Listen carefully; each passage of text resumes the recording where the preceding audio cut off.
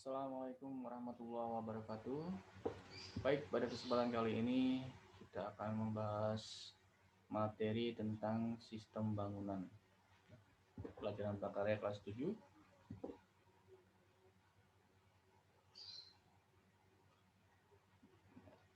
Sistem bangunan ini ada pada KD 3.3, yaitu tentang memahami macam-macam sistem pada bangunan. Pada dasarnya, sistem pada bangunan dibagi menjadi 3, yaitu sistem struktur, sistem selubung, dan sistem mekanikal suatu bangunan. Ketika akan membangun sebuah bangunan, tentu saja harus membuat perencanaan yang sangat matang sehingga bangunan itu dapat berdiri dengan kokoh, dengan baik, dan dengan estetis. Seandainya tidak direncanakan dengan matang, maka terjadi seperti ini ya, bangunan roboh, hancur, dan lainnya. Adapun yang harus dipahami, yaitu kita belajar tentang sistem struktur bangunan. Hal ini adalah bagian dari sistem bangunan yang berfungsi untuk menyokong beban.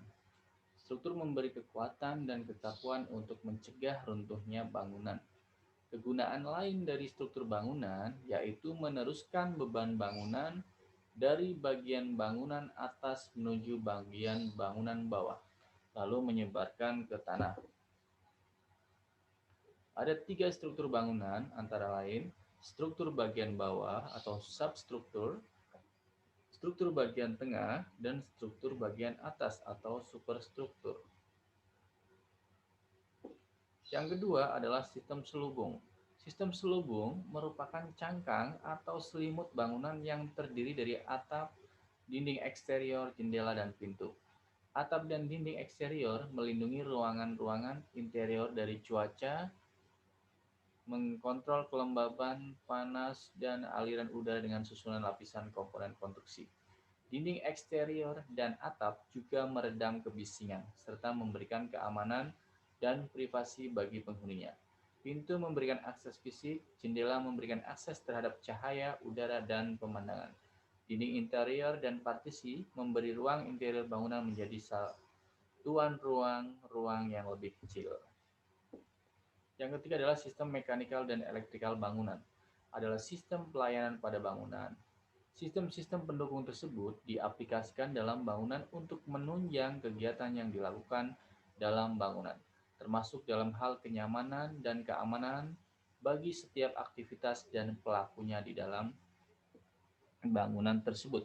Pada umumnya, sistem mekanikal dan elektrikal yang sering digunakan dalam suatu gedung diantaranya adalah sistem plumbing, sistem pemadam kebakaran, sistem transportasi vertikal, sistem elektrikal, sistem penanggalan petir, sistem fire alarm, sistem telepon, sistem tata suara, sistem data, dan sistem CCTV.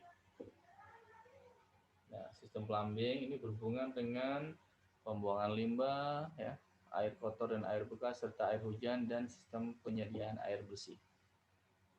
Kemudian sistem pemadam kebakaran ini keamanan dalam hal terjadinya kebakaran, sistem tata ruang AC atau air conditioner, ya. Kemudian sistem transportasi vertikal, contohnya lift, ya, seperti ini. Kemudian sistem elektrikal, nah ini berhubungan dengan kelistrikan yang ada di dalam bangunan tersebut. Sistem telepon berfungsi sebagai alat komunikasi antar instansi dalam gedung.